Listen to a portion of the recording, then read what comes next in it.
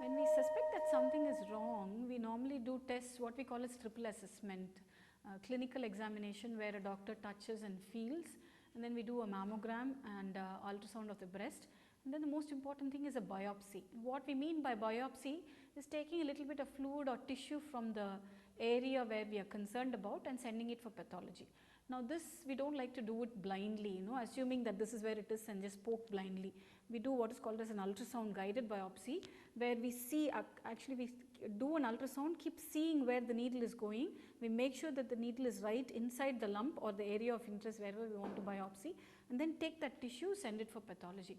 Now the pathologist clearly tells us whether there is a cancer or not a cancer. So if there is cancer, then the next step for us to do is to see whether it is spread to any other part of the body, like from the breast to the lymph glands, like from the breast to rest of the body, like liver, lungs, check the ovaries, check the bone. So we do some scans like ultrasound scan, chest x-ray, CT scan, sometimes a PET CT scan, not always, sometimes a PET CT scan, and all these scans tells us whether it is spread anywhere else away from the body or not.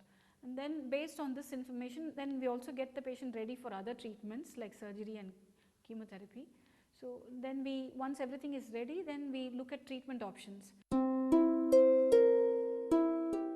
When we do all these tests, then we know whether it is an operable or inoperable breast cancer. So when we know that it is operable, then we do surgery. So surgery, there are two options. One is to preserve the breast wherever possible. Two is to remove the whole breast. And when we do this operation, we also look at the lymph nodes. Like when we have an ulcer or a sore throat, you get glands in the neck. Similarly, when there is a tumor in the breast, you get glands in the armpit, and we want to know what is the status of these lymph nodes. So this is the basis that involves around surgery. Now first I will talk to you about breast preservation. So what we mean by breast preservation is removing only the lump, not all of the breast, but removing only the lump. The most important criteria to decide whether I can do this is to determine the size of the lump in proportion to the size of the breast. So if the breast is large and the lump is small, then it is technically feasible for me to remove only the lump and make sure that we remove a bit of surrounding tissue. Like when you take out a plant with its root, you take out a little bit of mud around it as a whole. So you take out the tumor with a bit of surrounding tissue and then leave behind a reasonable, cosmetically good looking breast for it to be acceptable. So that is called breast preserving operation or breast conservation operation. So this is possible when the tumor is small. So suppose a tumor is big and the breast, or in proportion to the size of the tumor, the breast is small, but a woman is very desperate to have her breast preserved. She does not want to have it removed at any cost. In that situation, then there are few other options available. One is to give chemotherapy in advance prior to the surgery, downsize the tumor, shrink the tumor and make it smaller and then remove, or remove the tumor and then the gap that ensues because of removing the tumor, fill it up with tissue from the back, doing a little plastic procedure, so thereby ensuring that there is a reasonable amount of shape and form to the breast. So both these options are possible. It is not always possible that these procedures are done. Sometimes it's when somebody wants to preserve the breast, these are considered. So it obviously, when involve plastic procedures, it takes a little bit longer time to do and increases the hospital stay, increases the cost, but that is against one's wishes. I mean, if a woman wants to preserve her breast, and all these options are considered. Now, one other advance that has happened recently as far as surgery is concerned is what we call a sentinel lymph node biopsy. Normally, you would have seen some women who've had surgery and treatment for breast cancer with arms swollen. This is called lymphedema. This is because we remove all the lymph glands when we do the operation, and the lymphatic fluid doesn't have a place to go, all the channels are blocked and it doesn't have a place to go, and therefore the fluid collects in the arm and swells up. Now this is very inconvenient and can be very distressing for a woman. So now if we detect the cancer early and it is early enough, it's very small, then we can do what we call as a sentinel lymph node biopsy. What it means is, like you have a gatekeeper, a guard or a security guard outside the building, a terrorist or a thief who's coming in has to deal with him first, attack him and then only come inside.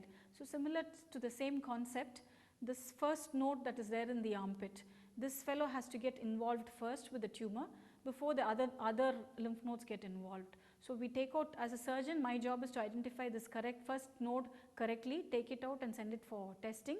All this happens while you are still under anesthetic for the operation, and the lab doctor, pathologist looked at it and tells me whether that node has a cancer or not. If there is no cancer, then we don't do anything more, we come out. So it saves removing all of the lymph nodes. If there is cancer, obviously we go and remove. So this is one of the recent advances that's come up, and we are able to do this now in India. The other option, of course, is to have the breast totally removed, what we call as mastectomy. And when we do this procedure, the breast is, that side of the chest is completely flat with a thin long line of scar. This, after this operation, we leave behind 2 tubes which drain fluid from that area, and this is collected into a plastic bottle. And before we send you home, we actually send you home the very next day after the surgery. And we ensure that you understand about the tubes, about the bottle, about how to empty it and how to maintain it. And we give you painkillers, and we make sure that you're entirely mobile, able to do your work yourself, and then send you home. So, and then when we call you back for checkup, we ensure that the fluid is coming down, and when it is ready to come out, then we can just remove this tube as an outpatient procedure. And by the time all this happens, whatever tissue that we remove goes for testing, goes out to the pathology lab. And what the pathologist tells me is very important, because this only finally determines the stage of the tumor and what I have to do next to treat you.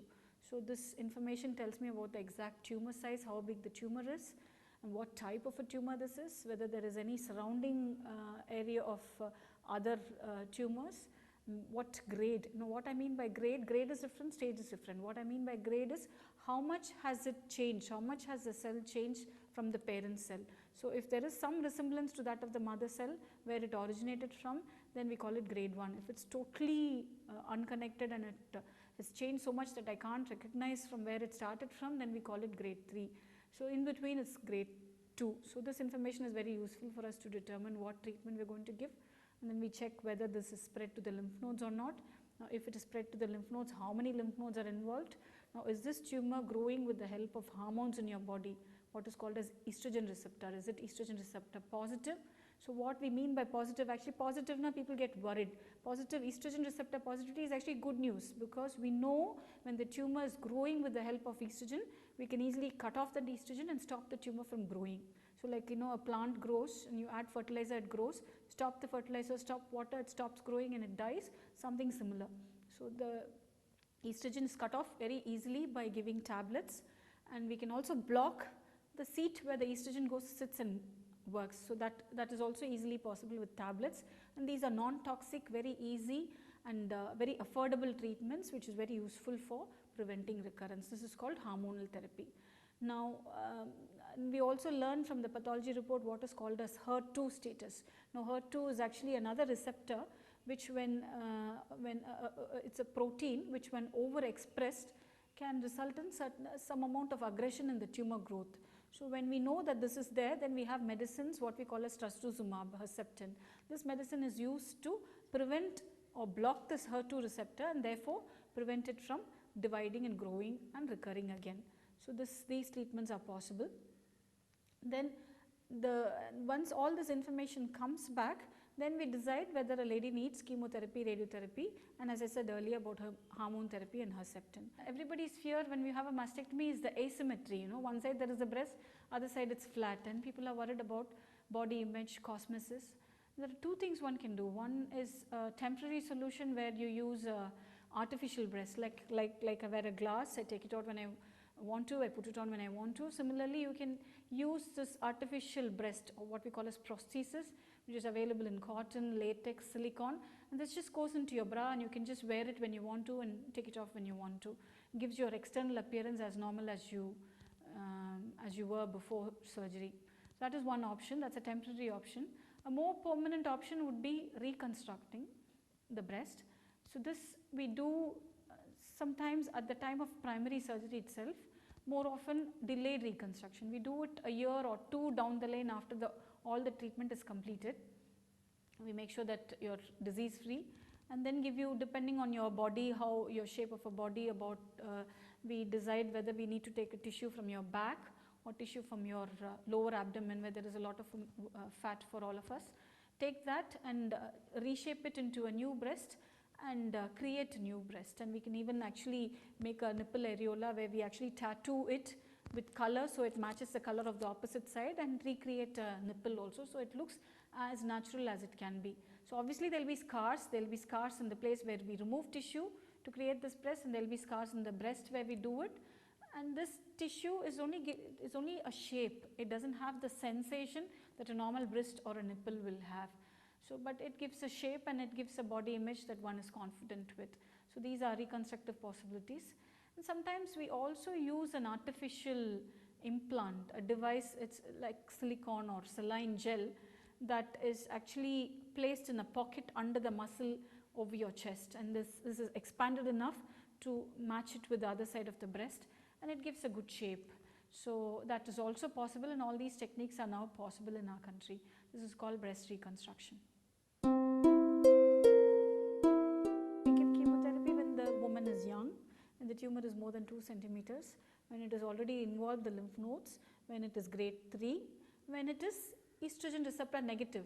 So when it is negative, it means that I cannot use estrogen or block the estrogen and prevent recurrence. So that means it is growing independent of estrogen. In this situation, we may have to rely only on chemotherapy to prevent recurrence. So what is chemotherapy? Chemotherapy is a medicine that is given as an injection, as intravenous injection. It's given into a blood circulation. This circulates all over your body, and it kills unwanted cancer cells. Now when we want to kill unwanted cancer cells, it also affects normal cells. But the good news is the normal cells have the capacity to return back to normalcy, but the cancer cells die.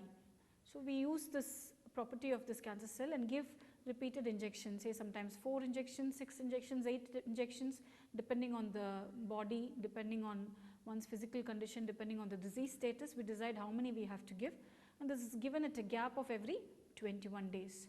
Now what happens, what are the possible side effects? The one thing that most women are afraid about is hair loss. Now the most important thing for you to remember here is the hair loss is not permanent, it is only temporary, and it's like a child when you tonsure the head, shave the head, it grows back like that. After the treatment is over, it completely grows back as normal as it was, and sometimes even more, even better. And with most women, when they come back for follow-up after 1 or 2 years, they look really beautiful with their new hair that has come back.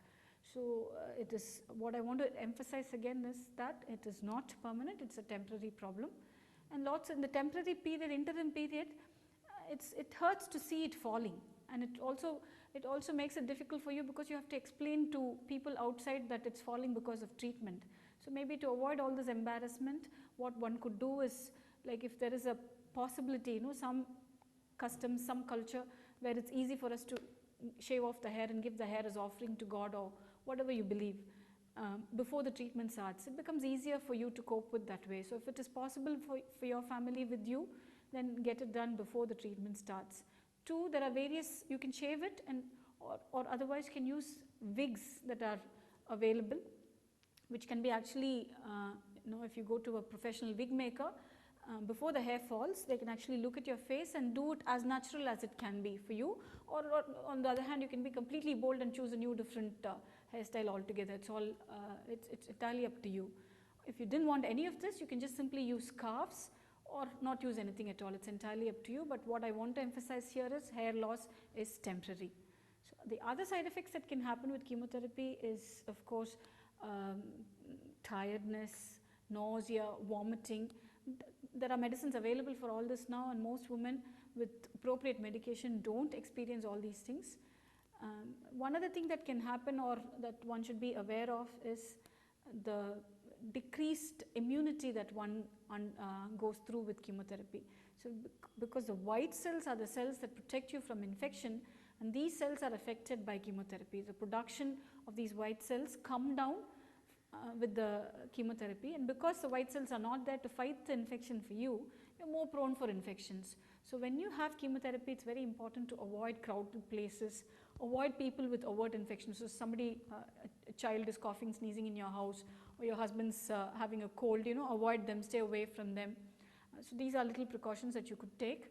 And also very important to avoid outside food, things that could provoke a gastrointestinal tract infection that can cause diarrhea, dysentery. So avoid outside food, avoid raw food, avoid uncooked food. So eat whatever you're used to, but make sure that it's well cooked.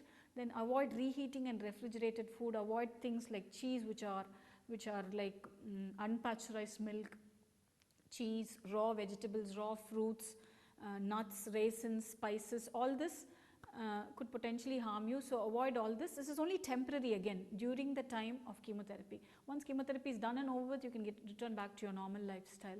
So these are the problems that may occur with chemotherapy. So this is given, like I said, once in every 21 days, 4 cycles, 6 cycles or 8 cycles, depending on whatever the nature of the condition is. When do we give radiotherapy? We give radiotherapy only under certain circumstances, not for everybody. We give radiotherapy when we preserve the breast. When we don't remove the whole breast but preserve the breast, then it is compulsory that a woman undergoes radiotherapy. If we didn't give radiotherapy for this lady who's had her breast preserved, then the chances of recurrence is very high. So you must ensure that you come back for radiotherapy. Now, what are the problems that can occur with radiotherapy? The whole treatment is designed for over a period of about 5 weeks. So you have to stay in a facility, in a place where this facility is available. You don't require admission for this. You can just come and go. It takes probably about 5 to 10 minutes. And it's actually, a lot of people believe that it's current, colloquially. It's not current. It's invisible X-rays. Like you lie down for a CT scan or an MRI, similar machine is there. You just lie down and they target the area where we need to treat and pass these beam. So it doesn't hurt. For the first 2 weeks, actually, you don't feel anything at all. It's just the tiredness of going to a hospital and coming back. But towards the end, the skin might peel. It might get pigmented. It might become, particularly in darker skin people, it might become black. And then it might feel a little tight and uncomfortable.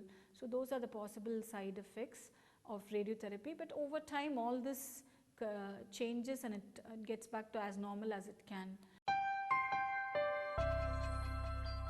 What we do after radiotherapy and after the treatment is complete, then we see, for, like I said earlier, if the woman is ER positive, then we give tablets. Most of these tablets we advise them to take for 5 years.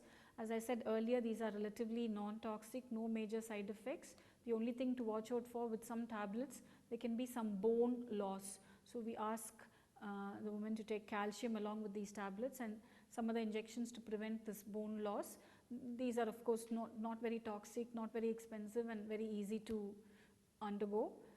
And once all this is done, then we ask you to come back every 3 months for a physical checkup.